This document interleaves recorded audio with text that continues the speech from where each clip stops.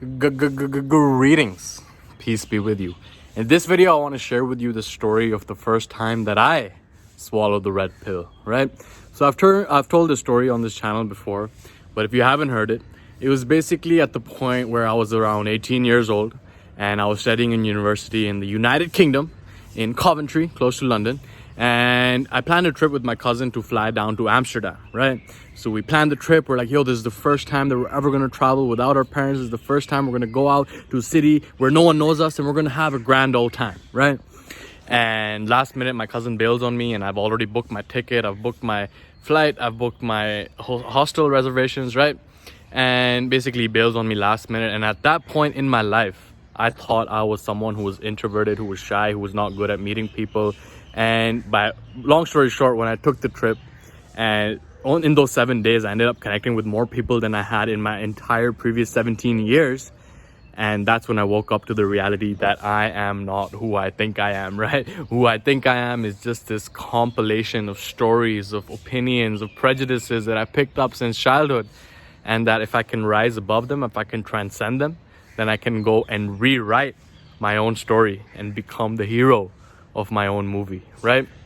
That was the first time I realized that I am not the story I tell myself. I'm not the identity, right? I am this awareness at the backdrop, right? I didn't have the vocabulary to explain it at that point in my life.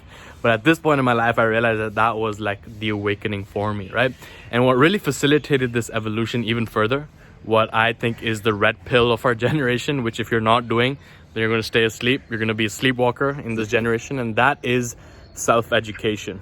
Okay, because I was stuck in a situation. This was actually before the time I took a trip, and this was the first time I was exposed to the reality that I can be more. And right now it sounds kind of funny. Yeah, of course you can be more. There's always room for improvement. But the first time I picked up this book called Cybernetics, right? So it was a situation whereby I was at a low point. I ended up doing some messed up stuff in my university, and then they were like, yo, you have to leave this dorm now. And I was in a situation where I had to move out and I didn't know anyone, and I was like, shit, I'm such a low point. And I was like Googling or something, and I came across some book called Cybernetics. Definitely a game changer for me, because in that book they talked about the concept of a self-identity, right? I made a video about this yesterday as well, how your self-identity is like a blueprint of who you are in your life. And I realized that, okay, if I could change my identity, I can change who I am. And that was like a aha moment for me. And this is really the difference between red pill and blue pill, okay? It's, as Carl Dweck explained it, as the growth mindset and the fixed mindset, right? When you have a fixed mindset, you think that you are the way that you are.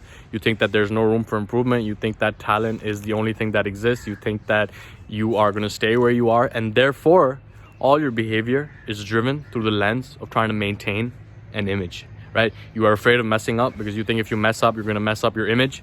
And you think that the way that you are is the way that you will be your whole life. And I believe that the fixed mindset is like a virus that has been infected in the masses of men's minds, which leaves them powerless to actually make a change in their life. And it makes them embody the victim mentality, right? And the victim mentality is the most deadly virus in the world, whereby you think that you are not the cause of the effect of your life. You think that you are at the effect of causes outside of you, and you lose your power to actually make a change in your life because you do not take responsibility for where you are.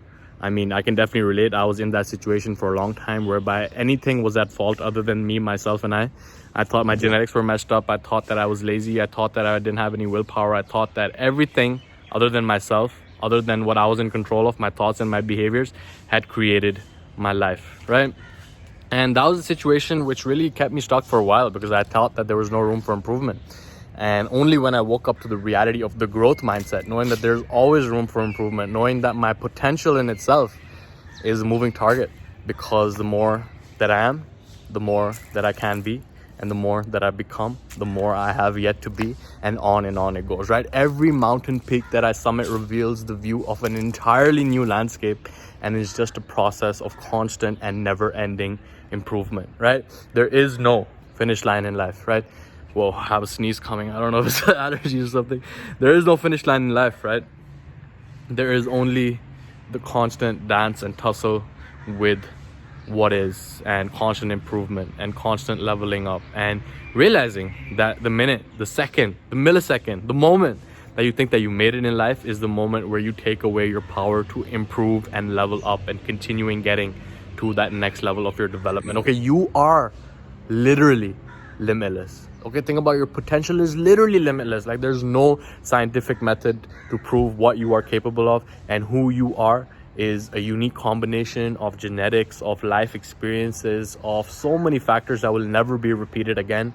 They have never been repeated in the past, and therefore you are the chosen one. You are the one who's going to create something in this world that has never been created before. Okay, so get on it, and I hope that you appreciate this message. I hope that you got value from it. I hope that you realize that you are someone who is capable of creating something that has never been created before. So with that, I conclude this video, and I'll see you in the next one. Much love to you. Take care.